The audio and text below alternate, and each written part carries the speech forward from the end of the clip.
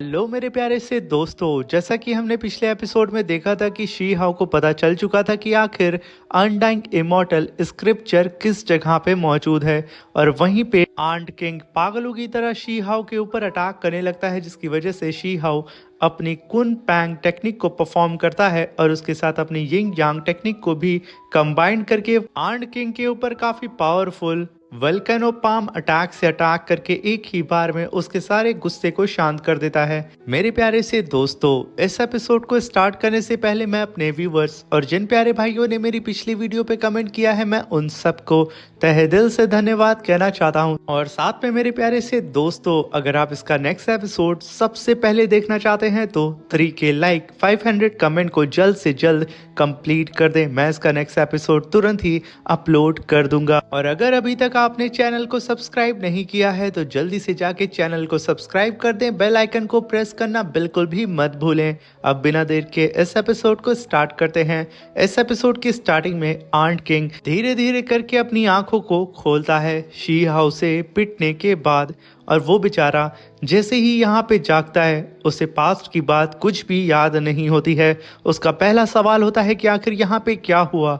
और she how, क्या तुम्हें अनडाइन स्क्रिप्चर के बारे में कुछ पता चला? तभी शी हाउ कहता है कि हाँ, मुझे एक लीड मिली है और मुझे पता चला है कि वो अनडाइंग स्क्रिप्चर इस इमॉर्टल मेंशन के बाहर बहुत ही दूर सेफ प्लेस पे रखा हुआ है। तो क्या तुम मेरे साथ चलना चाहोगे? तभी आंट किंग कहता है कि तुमने यहाँ पे मुझे बेवकूफ़ समझा है, तुम यहाँ पे मुझे ट्रिक में अपनी फंसा करके और इस किंग को इस मेंशन से बाहर ले जाना चाहते हो। मैं नहीं आने वाला।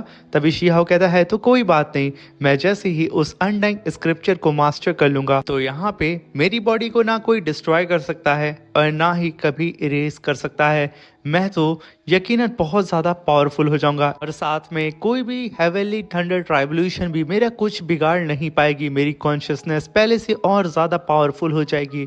और बेहतर है कि तुम नहीं जा रहे हो, और वैसे भी मैं इसे तुम्हारे साथ शेयर भी नहीं करना चाह रहा था। अब ये सुन करके आंट किंग कहता है कि शी हाउ के बच्चे रुक जाओ। तभी वो शी हाउ के पास आके कहता है कि वो अनडाइंग स्क्रिप्चर मेरी फैमिली की विरासत है और तुम उसे अकेले हड़पना चाहते हो, ये किंग नहीं होने देगा। मैं भी तुम्हारे साथ बाहर चलूंगा और देखूंगा कि आखिर इस एरा के लोग कैसे हैं। फिर वहां पे शी हाउ कहता है कि तुम जानना नहीं चाहोगे कि ये इन्फॉर्मेशन मुझे किसने दी? तभी आंट किंग कहता है कि मुझे कोई फर्क नहीं पड़ता है, इस किंग को सिर्फ अपना टारगेट नजर आ रहा है, तो आगे बढ़ो। तभी वहीं पे आंट लॉर्ड इन दोनों को ही देख रहे होते हैं। यहाँ पे आंट लॉर्ड को सिर्फ शी हाउ ही देख पा रहा होता है और शी हाउ ने यहाँ पे सक्सेसफुली ही आंट किंग को मना लिया था। तभी शी हाउ जमीन पे पड़े हुए एक ट्रेजर को उठाता है, जिसे देख करके आंट लॉर्ड कहते हैं कि शी हाउ, तुम इस रूइन से जो भी चीज चाहते हो वो लेके जा सकते हो, जो भी तुम्हारे काम की हो। अभी वहां पे शी हाउ उन्हें थैंक यू बोलता है और कहता है कि क्या आप अपने बेटे से मिलना नहीं चाहेंगे? तभी आंट लॉर्ड कहते हैं कि नहीं, अगर मैं इससे मिलूंगा तो ये रोएगा और इसके सेंटीमेंट हर्ट होंगे और ये खुद को कमजोर फील करने लगेगा, इसलिए मैं इसके सामने अपीयर नहीं होने वाला हूँ। इसलिए इसे लेके जाओ और ताकतवर बनाओ कि ये एंशियंट हेवन के सामने अकेले खड़ा होने के काबिल बने, मेरे आंट क्लैन की ग्लोरी को ये वापस लाके खड़ा करे। तभी शी हाउ कहता है कि जिस तरीके से फादर है उसी तरीके का सन भी है। अब यहाँ पे शी हाउ और आंट लॉर्ड वो दोनों ही टेलीपैथी के थ्रू एक दूसरे से बात कर रहे होते हैं। तभी वहाँ पे आंट किंग कहता है कि अब बस भी करो, कितना देर खड़े रहोगे, चलो यहाँ से चलते हैं। मुझे जल्द से जल्द उस अनडाइंग स्क्रिप्चर को हासिल करना है और मुझे पावरफुल बनना है। तभी शी हाउ मुस्कुराते हुए वहां से जाने लगता है और वहीं पे आंट किंग को शी हाउ जहाँ पे आंट लॉर्ड को देख रहा था उसे वहां पे सिर्फ डिवाइन रोशनी नजर आ रही होती है। तभी सीन शिफ्ट होता है और हमें इमॉर्टल मेंशन के बाहर का सीन दिखाया जाता है, जहाँ पे सारे ही डिसेबल्स कहते हैं कि ऑलरेडी इमॉर्टल मेंशन के अंदर कई सारे कल्टीवेटर्स जा चुके हैं और जब ये लोग बाहर आएंगे तो हमारे हाथ तो कुछ भी लगने वाला नहीं है, सब कुछ खाली हो चुका होगा और हम तो अंदर जा भी नहीं सकते हैं। ये दोनों ही पावरफुल एल्डर टाइटली इस गेट को गार्ड कर रहे हैं, हमारी तो किस्मत ही खराब है। मगर तभी वहां पे शी हाउ इमॉर्टल मेंशन के गेट से बाहर निकलता है और आंट किंग से कहता है कि तुम बहुत ही ज्यादा उतावले हो रहे हो, मगर मैं बता दूं कि हम जहां पे जा रहे हैं ना वहां पे बहुत सारे टेरिफाइंग बीस्ट हैं। यूं समझ लो वो तुम्हारे लिटिल स्नैक की तरह नहीं है कि एक बार में खत्म हो जाए। उन्हें मारने में हमें काफी समय लगेगा। तभी आंट किंग कहता है कि मुझे पता है, मुझे मत समझाओ, क्योंकि जहां तक मेरी नॉलेज है उस अनडाइंग स्क्रिप्चर को गार्ड करने वाला एक माइटी ब्लड फिनिक्स लॉयन है जो कि फॉरेन रैलम से बिलोंग करता है और वो यहाँ पे इमॉर्टल एंशियंट बैटल के दौरान आया था। और जब उससे फाइट करने के लिए मेरे सिबलिंग उस बैटलफील्ड के अंदर एंटर किए थे, तुम्हें पता है वो लोग एंटर करते ही मर गए थे। और तुम्हें पता है शी हाओ, उनका हल्का सा भी नामो निशान भी नहीं मिला था। मगर मैं अपने सिबलिंग से बिल्कुल डिफरेंट हूँ। मैं हूँ आंट किंग और मैं उन सब की धज्जियां उड़ा दूंगा। कोई भी मेरे सामने टिक ही नहीं सकता है। यहाँ पे आंट किंग और शी हाओ के बीच में बात हो रही थी। वहीं पे सारे डिसेबल्स आसमान में शी हाओ की इस टेरिफाइंग एंट्री को देख रहे होते हैं, क्योंकि सबसे पहले इस इमॉर्टल मेंशन से बाहर निकलने वाला शी हाओ ही था। मगर वहीं पे इमॉर्टल एकेडमी और डिवाइन एकेडमी के एल्डर्स की भी नज़र आंट किंग के ऊपर पड़ जाती है और वो लोग तुरंत टेलीपोर्ट होकर के शी हाओ के बगल में खड़े होते हैं। जहाँ पे सबसे पहले इमॉर्टल एकेडमी के एल्डर शी हाओ से कहते हैं कि शी हाओ, तुम्हारे शोल्डर पे जो शख्स है वो स्काई हॉर्न आंट क्लैन से बिलोंग करता है, क्या ये सच है? वो एकदम हैरान होते हैं और उनकी आंखें बड़ी हो चुकी थी। तभी आंट किंग कहता है कि बिल्कुल खूब पहचाना, मैं स्काई हॉर्न आंट क्लैन का आंट किंग हूँ और आज मैं अपने माउंटेन के साथ जा रहा हूँ अपॉर्चुनिटी के तलाश में और ट्रेजर हंटिंग में। इसीलिए तो मैं अपने मॉर्टल मेंशन से आज बाहर निकला हूँ। ये कहने के साथ वो बड़े ही एटीट्यूड में उन दोनों ही एल्डर्स के सामने खड़ा होता है। मगर यहाँ पे उन दोनों ही एल्डर को समझ में नहीं आता है कि भाई साहब यहाँ पे माउंटेन कौन है। तभी वहां पे आंट किंग शी हाओ के ऊपर हाथ रखता है और उन लोगों को समझ में आ जाता है कि माउंटेन इसका दोस्त और कोई नहीं शी हाओ है। तभी इमॉर्टल एकेडमी का एल्डर कहता है कि शी हाओ, क्यों ना तुम मेरे इमॉर्टल एकेडमी को ज्वाइन कर लो और तुम्हें पता है हम तुम्हें कई सारे ट्रेजर्स और इमॉर्टल स्क्रिप्चर्स को प्रोवाइड करेंगे जिसे कल्टीवेट करके तुम इस ब्रह्मांड पे राज करोगे, क्योंकि हम हर एक टेक्निक को अपने लाइब्रेरी के अंदर रखे हुए हैं जिसका मुकाबला कोई भी नहीं कर सकता है। ये कहने के साथ वो यहाँ पे सबसे पहले शी हाओ को बटरिंग करने लगता है, मगर वहाँ पे शी हाओ उससे साफ साफ मना कर देता है। मगर इमॉर्टल एकेडमी का एल्डर एकदम शी हाओ के पीछे लग जाता है और उसके हाथ को पकड़ के बच्चों की तरह कहता है कि शी हाओ प्लीज मेरी बात मानो, मैं सच कह रहा हूँ, मेरे साथ चलो। मगर तभी वहां पे डिवाइन एकेडमी का एल्डर कहता है कि बेवकूफ चुप हो जाओ, जब शी हाओ तुम्हारे साथ नहीं जाना चाहता है तो तुम बकवास क्यों कर रहे हो। तभी वो शी हाओ को किनारे लेके जाता है और कहता है कि शी हाओ, तुम अपने ही पाथ पे चल रहे हो और मैं जानता हूँ कि तुम्हारी फिजिकल बॉडी बहुत ही ज्यादा पावरफुल है, इसलिए तुम्हारे लिए सबसे ज्यादा सुटेबल अगर कुछ है तो वो वर्ल्ड लॉ है जो कि हमारी डिवाइन एकेडमी के अंदर मौजूद है। उसे तुम कल्टीवेट कर सकते हो, बस तुम्हें हमें ज्वाइन करना होगा और साथ में हम अपने सारे ही स्क्रिप्चर्स के एक्सेस कार्ड तुम्हें दे देंगे, तुम सारी ही टेक्निक कल्टीवेट कर सकते हो। मगर तब भी शी हाओ कहता है कि मुझे कोई इंटरेस्ट नहीं है। अब ये सुनकर के वहाँ पे मॉर्टल एकेडमी का एल्डर आता है, शी हाओ को साइड करता है और कहता है कि शी हाओ ने ऑलरेडी अपनी बॉडी को एज अ सीड रिफाइन कर लिया है, उसने अपना पाथ बना लिया है, तो आखिर इस वर्ल्ड लॉ का शी हाउ से क्या लेना देना। और साथ में तुम्हारे पास तुम्हारी डिवाइन एकेडमी में लूनर जेट रैबिट और साथ में लिटिल क्विंडिन भी मौजूद है, तुम्हारे पास दो दो पावरफुल ट्रेजर्स हैं, मगर फिर भी तुम शी हाओ के पीछे पड़े हो। मगर तभी डिवाइन एकेडमी का एल्डर कहता है कि तुम यहाँ पे बात कर रहे हो क्विनलिन यूनिकॉर्न के बारे में, जिसके ऊपर हम स्टडी नहीं कर सकते हैं क्योंकि उसके ऊपर किसी ने सील लगा के रखी है। तभी वहां पे आंट किंग शी हाओ से कहता है कि इस आउटसाइड वर्ल्ड के लोगों का स्क्रू थोड़ा सा ढीला है क्या, जो हम लोगों के सामने भीख मांग रहे हैं कि हम इन लोगों के सेक्ट एकेडमी को ज्वाइन कर लें। क्या ही नमूने हैं शी हाओ तुम्हारे वर्ल्ड के। ये कहने के साथ वो वहां पे हंसने लगता है। शी हाओ भी अपनी गर्दन हिलाता है और कहता है कि इनकी लड़ाई हमेशा ऐसी चलती रहती है, इसलिए हमें अब आगे बढ़ना चाहिए। आंट किंग भी हाँ बोलता है और वो दोनों ही अब बहुत ही तेज़ी से उन दोनों ही एल्डर को छोड़ करके आगे बढ़ने लगते हैं। अब यहाँ पे शी हाओ कुछ कदम ही आगे बढ़ा था, तभी उसके सामने एक एनर्जी अपीयर होती है और शी हाओ की वजह से वहीं पे रुक जाता है और जस्ट उसके सामने वॉन्ग क्लैन का कल्टीवेटर अपीयर होता है और शी हाओ से कहता है कि बैटल सर्वेंट, तुम शायद भूल चुके हो कि तुम हमारे वॉन्ग क्लैन के बैटल सर्वेंट हो और इस बिहाफ पे तुम्हारी हर एक चीज पे हमारा हक है। तो ये स्काई हॉर्न आंट ये हमसे बिलोंग करता है, इसलिए चुपचाप इसे हमें सौंप दो, यही तुम्हारे लिए अच्छा होगा। अब ये देख कर के शीहा वहां पे शांत ही हुआ था, तभी नीचे से युआन क्वीन की आवाज आती है और वो कहता है कि इस पूरे ही वर्ल्ड में ये लास्ट स्काई हॉर्न आंट है और इसकी प्रोटेक्शन के लिए बेस्ट रहेगा कि इमॉर्टल फैमिली आगे बढ़े और इसकी प्रोटेक्शन का जिम्मा लें, ना कि ऐसे एरू गैरू लड़के को हम इसकी प्रोटेक्शन का जिम्मा दे सकते हैं जो कि चलते फिरते अपने एनिमीज को बनाता फिरता है। ये कहने के साथ वो आसमान में आकर के शीहाओ को दूसरी डायरेक्शन से घेर लेता है। तभी शीहाओ कहता है कि युआन क्वीन ये भी यहाँ पे मौजूद है। मुझे लगता है कि ये अभी भी सोच रहा है कि मैंने इसके भतीजे युआन फैंग को जान से मारा है, मगर मुझे ये नहीं लगता है कि ये अभी भी यहाँ पे श्योर है, क्योंकि मैंने उस समय जब इसके भतीजे को मारा था तो मैंने अपने रूप को चेंज कर लिया था। शीहाओ उस पल को याद करता है और मुस्कुराने लगता है, मगर फिर भी शांति बनाए रखता है। मगर यहाँ पे शीहाओ फिर से कुछ और रिएक्ट करता, वहाँ पे एंट्री होती है फैंग क्लैन की, जो कि वहाँ पे शीहाओ से कहती है कि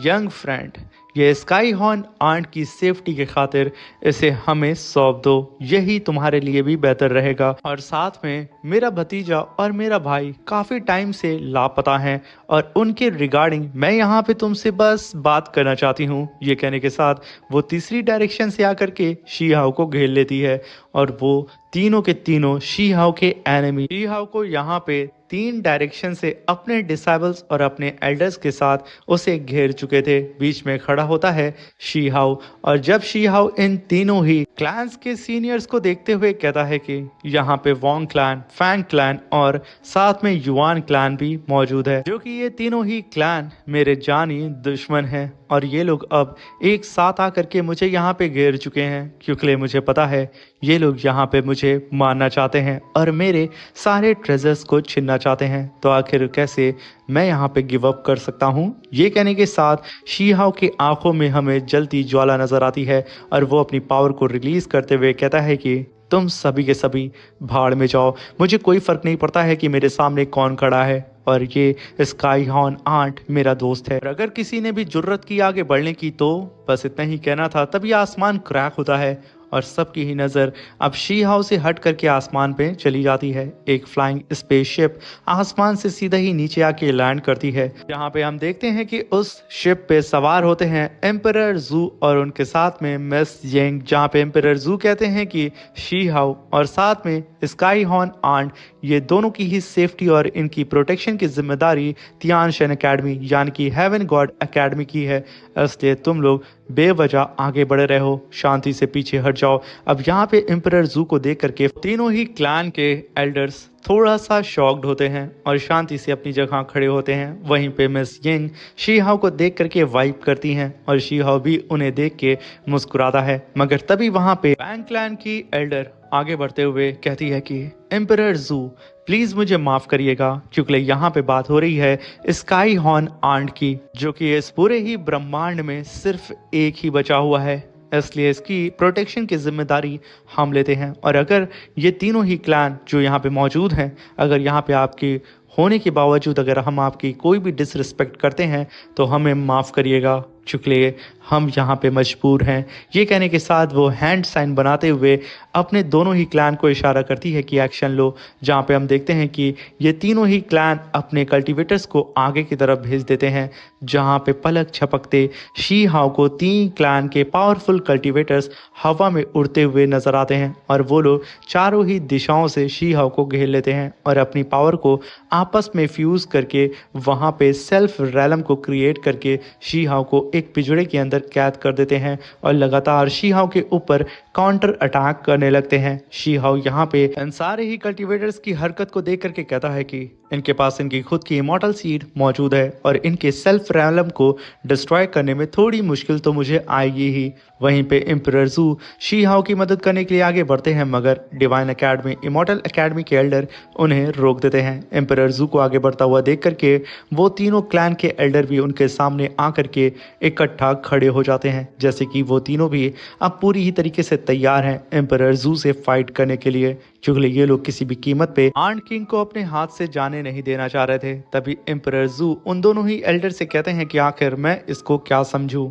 उनकी बात को सुनकर के इमॉर्टल एकेडमी का एल्डर अपने हाथ को हटाता है और आगे बढ़ते हुए कहता है कि एम्परर जू, ये आंट हमारे एकेडमी के लिए बहुत ही ज़्यादा इंपॉर्टेंट है, क्योंकि इस लिटिल आंट के ब्लड में अल्टीमेट स्ट्रेंथ की पावर छुपी हुई है और हमें इसकी पावर का ही तो पता लगाना है। इसलिए प्लीज़ रुक जाएं, हमारे पास कोई दूसरा ऑप्शन नहीं है, क्योंकि यहाँ पे हम लोग इस लिटिल आंट के सीक्रेट का पता लगा करके हम लोग भी अल्टीमेट स्ट्रेंथ को अचीव कर सकते हैं। तभी वहाँ पे डिवाइन एकेडमी का एल्डर आगे बढ़ता है और एम्परर जू से कहता है कि आप परेशान मत हो, ये सारी ही चीज़ें जब हो जाएंगी और हम इस लिटिल आंट को पकड़ लेंगे तो मैं यहाँ पे वादा करता हूँ कि मैं और यहाँ पे सभी लोग शी हाउ की नुकसान की भरपाई करेंगे। वहीं पे शी हाउ अभी भी उस सेल्फ रैलम के डोमेन के अंदर फंसा होता है और स्पिरिचुअल बैरियर बना के खुद को प्रोटेक्ट करता है, मगर उसका स्पिरिचुअल बैरियर भी यहाँ पे टूट जाता है। इसलिए यहाँ पे शी हाउ अपने दाऊ रैलम की पावर को एक्टिवेट करते हुए कहता है कि मेरे सामने इन सारे ही कल्टिवेटर्स ने अपनी ओरिजिनल ट्रू पावर को कंबाइन करके सेल्फ रैलम को क्रिएट किया है और अगर मैं यहाँ पे चाहूँ इसे जल्द से जल्द अपनी दाऊ रिवर्सिंग पावर का इस्तेमाल करके इन्हें ख़त्म करना, ये थोड़ा मुश्किल होने वाला है, क्योंकि ये हाई लेवल की दाऊ रूल्स को फॉलो करता है। और अगर मैं यहाँ पे अपनी रिक्स पे मैनिफेस्टिंग ग्रेट रैलम की पावर या फिर खुद को ट्रांसफॉर्म कर लूँ अपनी प्रीमॉर्डियल मैरियट स्पिरिट में, तो इसके दौरान मेरी काफ़ी ज़्यादा स्ट्रेंथ यहाँ पे ख़त्म हो जाएगी और फिर मुझे इन तीनों की ही मर्सी पे निर्भर होना होगा। और मुझे पता है कि ये मुझे माफ़ नहीं करेंगे, मौका मिलते मुझे मार देंगे। मगर तभी आंट किंग आगे बढ़ते हुए कहता है कि तुम बेवकूफ़ यहाँ पे मरना चाहते हो, तुम लोग यहाँ पे इस आंट किंग की डिसरिस्पेक्ट कर रहे हो, पीछे हट जाओ वरना मैं तुम सबके ऊपर कहर बन करके टूटूंगा। अब यहाँ पे आंट किंग की बात को सुन करके एम्परर जू रुकते नहीं हैं, वो आगे बढ़ते हैं आंट किंग की मदद करने के लिए। मगर तभी आसमान गूंज उठता है और चारों ही दिशाओं में स्पिरिचुअल ऑरा फ्लो करने लगता है और सारे ही कल्टिवेटर्स के ऊपर वहां पे ग्रेविटी प्रेशर लगने की वजह से जिन जिन कल्टिवेटर्स ने यहाँ पे शी हाउ को डोमेन के अंदर कैद किया था वो सब के सब जमीन पे आकर के धूल चाटने लगते हैं, यहाँ तक कि वो तीनों ही क्लैन के पावरफुल एल्डर्स भी। तभी हम देखते हैं कि आसमान में ग्रैंड एल्डर की आवाज़ आती है कि आखिर किसकी हिम्मत हो गई है कि मेरे तियानशन एकेडमी के और साथ में मेरे कोर डिसाइबल शी हाउ को बुली करने की जरूरत कर रहा है। क्या तुम लोग यहाँ पे जिंदा रहना नहीं चाहते हो या फिर तुम लोगों के दिल के अंदर से मेरा खौफ खत्म हो चुका है? ये कहने के साथ वो उन सब के सामने आके खड़े हो चुके थे, जिसकी वजह से उन सब की सिट्टी पुट्टी गुल हो चुकी थी। तभी शी हाउ अपने सामने अपने टीचर ग्रैंड एल्डर को देख करके काफ़ी ज़्यादा खुश होता है और वो उन्हें तुरंत ग्रीट करता है। और इधर शी हाउ के सारे ही दुश्मन ज़मीन पे पड़ के धूल को चाट रहे होते हैं, किसी की हिम्मत नहीं होती है कि वो लोग सही ढंग से खड़े हो सकें। तभी वहाँ पे ग्रैंड एल्डर आकर के सीधा ही एम्परर जू को ग्रीट करते हुए कहते हैं कि एम्परर जू, फाइनली आप यहाँ पे आ चुके हैं इतने लंबे इंतजार के बाद। अब ये सुनकर के एम्परर जू भी वहाँ पे ग्रैंड एल्डर को ग्रीट करते हैं। तभी ग्रैंड एल्डर कहते हैं कि जब आप यहाँ पे आ चुके हैं तो हमारी तियानशन एकेडमी यानी कि हेवनली गॉड एकेडमी आपके लिए एक ग्रेट सेरेमनी को ऑर्गेनाइज करेगी।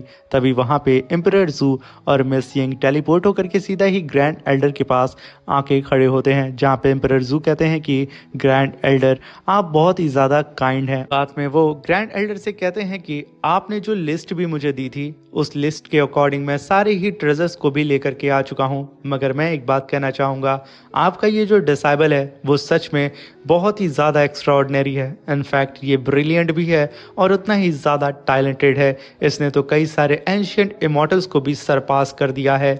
एम्परर जू की बात को सुनकर के ग्रैंड एल्डर कहते हैं कि आप सच में बहुत तारीफ करते हैं। अब इन दोनों की ही कन्वर्सेशन हो रही थी, वहीं पर डिवाइन एकेडमी का एल्डर ग्रैंड एल्डर की पावर को देख करके कहता है कि अभी मैंने यहाँ पे काफ़ी ज़्यादा टेरिफाइंग प्रेशर महसूस किया है इस मैंग तियान ज़ेंग का, और जहाँ तक मुझे पता चला है कि ये हाफ स्टेप ट्रू इमॉर्टलिटी को भी क्रॉस कर चुका है और जल्द ही इमॉर्टल भी ये बन जाएगा। तभी वहाँ पे इमॉर्टल एकेडमी का एल्डर कहता है कि ऑलरेडी इस ग्रैंड एल्डर के पास एक ग्रेट डिसाइबल भी है जो कि ठीक इसके ही नक्शे कदम पे चल रहा है और मुझे लगता है कि ये दूसरा ग्रैंड एल्डर बनेगा। ये कहने के साथ उन दोनों की ही नज़र शी हाउ और ग्रैंड एल्डर पे टिकी जाती है। मगर तभी पीछे से वोंग फैमिली का एल्डर कहता है कि शी हाउ, तुम यहाँ पे कई सारे पावरफुल कल्टिवेटर्स के साथ खड़े होकर के कहीं ये तो नहीं बोल रहे हो कि तुम्हारी जो ओरिजिन है वो माइन के स्लेव की है, ये कभी भी मत भूलना, तुम हमारे नौकर हो। अब ये सुनकर के शी हाओ की खिसक जाती है और वो टेलीपोर्ट होकर के सीधा उसके सामने आकर के ऊपर खड़ा हो जाता है। तभी वहां पे वांग फैमिली का एल्डर कहता है कि तुम्हारी इतनी जुर्रत, तुम मुझ पे अटैक करेगा, क्या तू यहाँ पे स्लेव भूल चुका है कि मेरी वांग क्लैन की पावर क्या है? तभी शी हाओ कहता है कि मैं बिल्कुल नर्क की तरह हूं, और अगर तेरे वांग क्लैन के टॉप 10 जीनियस भी मुझसे फाइट करने के लिए एक साथ आ जाएं तो मैं अपनी नर्क की आंख से एक ही बार में उन सबको जला दूंगा। ये कहने के साथ शी हाओ अटैक करने के लिए बढ़ता, मगर एम्परर जू बीच में आकर के उसके हाथ को अपने फैन से रोक देते हैं। अब ये देख करके शी हाओ कहता है कि एम्परर जू असल में सुप्रीम रेलम एक्सपर्ट हैं। शी हाओ एकदम हिल जाता है। तभी एम्परर जू कहते हैं कि तुम क्यों परेशान हो रहे हो, इस बेवकूफ़ को मैं पनिशमेंट दूंगा पर्सनली, मुझे इससे बड़ा ही सेटिस्फेक्शन मिलता है, अब मैं इस विलन के साथ खेलूंगा। ये कहने के साथ वो अपने फैन को नचाते हैं और सीधा ही पीछे लेके जाते हैं। अब ये देख करके उस एल्डर की हालत खराब हो जाती है और वो कांपने लगता है, मगर एम्परर जू खींच करके एक पंखा उस एल्डर के गाल पे दे मारते हैं।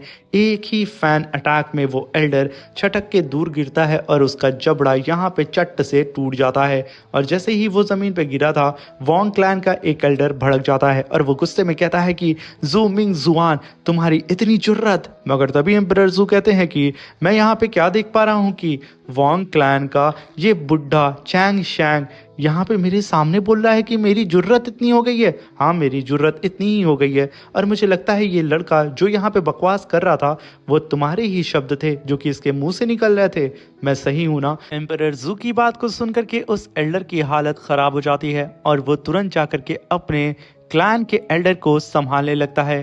तभी वहां पे शी हाओ एम्परर जू को ग्रीट करते हुए कहता है कि एम्परर जू, आप ग्रेट हैं, आपके जैसा इंसान मैंने इस पूरे ही वर्ल्ड में कहीं पे भी नहीं देखा है जो कि किसी के भी साइड नहीं रहता है सिवाय सच्चाई के। अब ये सुनकर के एम्परर जू कहते हैं कि तुम अभी यहाँ पे वॉर गॉड की तरह प्रकट हुए थे इसे मानने के लिए, और अब तुम शांत स्वभाव की तरह एक संत की तरह मेरी तारीफ कर रहे हो। लिटिल वन, तुम काफी ज्यादा समझदार हो। ये कहने के साथ वो शी हाओ के कंधे पे हाथ रखते हैं। वहीं पे आंट किंग हट जाता है और गुस्से से वहां पे एम्परर जू को घूर रहा होता है। तभी वहां पे एम्परर जू कहते हैं कि लिटिल आंट किंग, मैं तब से देख रहा हूँ कि तुम मुझे घूरे जा रहे हो, कहीं ऐसा तो नहीं है कि हम लोगों की पुरानी दुश्मनी वगैरह है? तभी वहां पे आंट किंग हवा में आके कहता है कि मैं देख पा रहा हूँ कि आपके कपड़ों पे 4 स्नेक हेड्स बने हुए हैं, मगर यहाँ पे कोई भी आंट का चित्र क्यों नहीं है? बल्कि आपको अच्छी तरीके से पता है कि आंट से ज्यादा पावरफुल ये सारे क्रीचर है ही नहीं, मगर फिर भी आपने यहाँ पे इन स्नेक के चित्र वाले कपड़े पहने हैं। अब ये सुनकर के वहां पे शी हाओ और वो सभी लोग हंसने लगते हैं, जहां पे एम्परर जू हंसते हुए कहते हैं कि मैं अगली बार से इस बात का ध्यान रखूंगा और अगली बार मैं जरूर एक बड़ी सी फोटो आंट किंग की बनवाऊंगा। ये सही है ना? तभी पीछे से ग्रैंड एल्डर की आवाज आती है और वो कहते हैं कि शी हाओ, मैं जानता हूं कि तुम अपॉर्चुनिटी की तलाश में कहीं जा रहे हो, इसलिए तुम यहां से जा सकते हो, और यहाँ पे मौजूद अब किसी की भी जरूरत नहीं है कि वो तुम्हारे रास्ते में आकर के तुम लोगों का रास्ता रोके, इसलिए बेहिचक यहाँ से तुम जाओ। तभी शी हाओ वहाँ पे सभी लोगों को ग्रीट करता है और सबसे कहता है कि आप लोगों का बहुत बहुत शुक्रिया कि आप सभी लोगों ने मेरी यहाँ पे मदद की। ये कहने के साथ शी हाओ आंट किंग को लेकर के अपने नए सफर की ओर निकल जाता है, जहाँ पे शी हाओ लगातार अपने अंगूठे में पहनी हुई स्पेस रिंग को देख रहा होता है, जहाँ पे ग्रैंड एल्डर ने शी हाओ को ये रिंग दी होती है और उससे कहा होता है कि इस रिंग को तुम मत खोना, और ये रिंग जिस रास्ते पे तुम जा रहे हो उस रास्ते पे एक ना एक दिन बहुत ही ज्यादा काम आने वाली है, मगर एक बात तुम हमेशा याद रखना, उस फ्लेम एंशिएंट केव के बारे में किसी को भी मत बताना। अभी वहां पे शी हाओ अपने मन में कहता है कि आखिर उस फ्लेम एंशिएंट केव के अंदर कैसी मिस्ट्री छुपी हुई है जिसे लेकर के यहाँ पे ग्रैंड एल्डर इतने ज्यादा सीरियस हैं। और तभी हम वहां पे आंट किंग को देखते हैं जो कि शी हाओ के राइट कंधे पे लेट करके आराम से शी हाओ से कहता है कि आखिर हम किस डायरेक्शन में जा रहे हैं उस अनडाइंग स्क्रिप्चर को ढूंढने के लिए, उसकी लोकेशन क्या है शी हाओ? तभी शी हाओ कहता है कि हम लोग यहाँ से नॉर्थ सी के डेप्थ में जा रहे हैं, जहाँ पे एक स्टोन फॉरेस्ट मौजूद है और उसके ही एकदम गहराई में हमें अनडाइंग स्क्रिप्चर के क्लूज मिलेंगे। ये कहने के साथ शी हाओ अपनी रफ्तार को बढ़ा देता है नॉर्थ सी के डेप्थ में मौजूद स्टोन फॉरेस्ट की ओर, और इधर शी हाओ जैसे जैसे उस स्टोन फॉरेस्ट के करीब पहुंच रहा था, उस स्टोन फॉरेस्ट के एकदम मिड में एक अननोन कल्टीवेटर खड़ा होता है, जो कि अपनी चमकीली और गहरी आंखों से जैसे कि यहाँ पे किसी का इंतजार या फिर शी हाओ का ही इंतजार वो कर रहा होता है, एकांत में अकेले खड़े होकर के। और इस चीज से बिल्कुल बेखबर शी हाओ होता है। इसी के साथ ये एपिसोड भी खत्म होता है। Thank you for watching.